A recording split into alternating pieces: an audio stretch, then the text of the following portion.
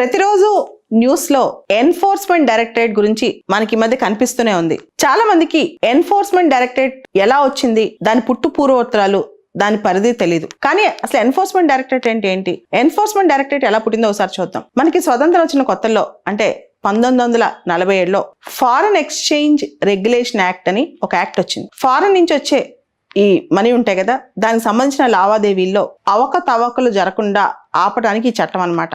ఈ చట్టానికి సంబంధించి ఎవరో ఒకరు దానికి సంబంధించి సూపర్వైజ్ చేయాలి కదా. దానికోసం మన మినిస్ట్రీ ఆఫ్ ఫినాన్స్ లో డిపార్ట్మెంట్ ఆఫ్ ఎకనామిక్ అఫైర్స్ లో ఒక యూనిట్ స్టార్ట్ చేశారు, ఎన్ఫోర్స్మెంట్ యూనిట్ అనేది. నెక్స్ట్ ఇయరే ఈ డిపార్ట్మెంట్ ఆఫ్ ఎకనామిక్ అఫైర్స్ నుంచి దీన్ని డిపార్ట్మెంట్ ఆఫ్ రెవెన్యూలోకి మార్చి మినిస్ట్రీ ఆఫ్ ఫైనాన్స్ కిందే ఎన్ఫోర్స్మెంట్ డైరెక్టరేట్ చేశారు. దాంతో పాటు 1973లో ఈ ఫెరా యాక్ట్ ఇంకోసారి అమెండ్ చేశారు. ఫెరా యాక్ట్ 1973 అయిందనమాట. తర్వాత మనందరికి తెలుసు 1991లో LPG, liberalisation, privatisation, globalisation. So దీంతో పాటు ఫారెన్ ఎక్స్చేంజ్ కూడా కొంతవరకు లిబరలైజ్ చేయాల్సిన అవసరం వచ్చింది. సో 1999లో ఈ ఫెరా కాస్త ఫెమా అయింది, foreign exchange management act. So ఈ ఫెమా కిందకి ఏమేమి వస్తాయి?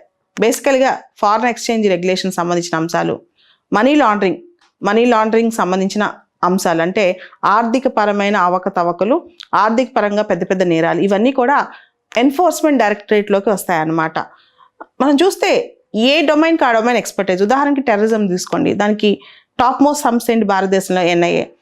అదేవిధంగా అవినీతి తీసుకోండి, టాప్ మోస్ట్ సంస్థ ఏంటి? సిబిఐ. అలానే ఫారెన్ ఎక్స్చేంజ్ సంబంధించి కానీ, లేకపోతే ఆర్థికపరమైన భారీ అవకతవకలు చేసినప్పుడు కానీ ఎన్ఫోర్స్మెంట్ డైరెక్టరేట్ పరిధిలోకి అది వస్తుంది అనమాట.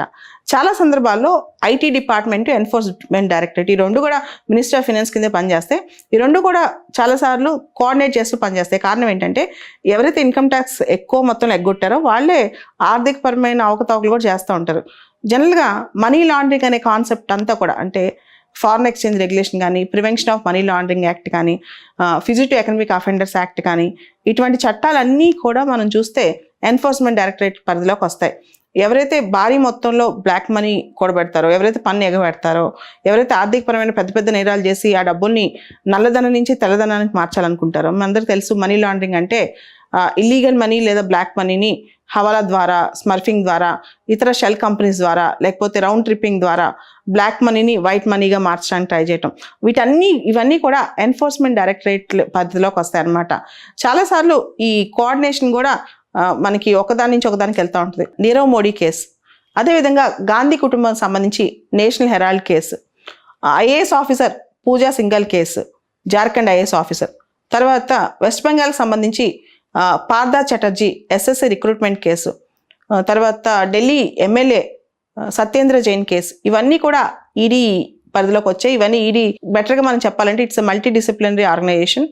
దాంతోపాటు ఫారెన్ ఎక్స్చేంజ్ లాస్ ఎవరైనా వైలేట్ చేస్తే అది కూడా చూస్తే ఇట్ ఇన్వెస్టిగేట్స్ ఎకనామిక్ క్రైమ్స్ అనమాట. బేసికల్గా 4 చట్టాలు ఈడీ పరిధిలోకి వస్తాయి. ఒకటి FEMA, foreign exchange management act 1999, తర్వాత prevention of money laundering act 2002, తర్వాత మనకి ఫ్యూజిటివ్ ఎకనామిక్ అఫెండర్స్ యాక్ట్ 2018, తర్వాత COFEPOSA conservation of foreign exchange, prevention of smuggling act 1974. ఈ 4 చట్టాలు ఈడీ పరిధిలోకి వస్తాయి. రోజు రోజుకి ఈడీ బలవంతం అవుతుంది, ఈడీ చాలా స్ట్రాంగ్గా తయారవుతుంది. కాకపోతే ఎన్ఫోర్స్మెంట్ డైరెక్టరేట్ కానీ, ఐటీ కానీ, తర్వాత సిబిఐ కానీ, ఇట్లా national level investigation agencies, national level enforcement agencies మీద ఒక విమర్శ వస్తుంది. అది కేంద్ర ప్రభుత్వంలో ఏ పార్టీ అధికారంలో ఉంటే ఆ అధికారం యొక్క కనుసనల్లో ఈ ఎన్ఫోర్స్మెంట్ ఆఫీసర్స్ కానీ, ఈ ఆర్గనైజేషన్స్ కానీ నడుస్తున్నాయి, పొలిటికల్ రివెంజ్కి ఇవన్నీ వాడుతున్నారని చెప్పి. ఇది కరెక్టో తప్ప పక్కన పెడితే ఈ ఎన్ఫోర్స్మెంట్ డైరెక్టరేట్ మాత్రం దీని గురించి బేసిక్స్ మనం తెలుసుకోవాల్సిన, ప్రతి విద్యార్థి తెలుసుకోవాల్సిన ఆవశ్యకత అయితే ఉంది.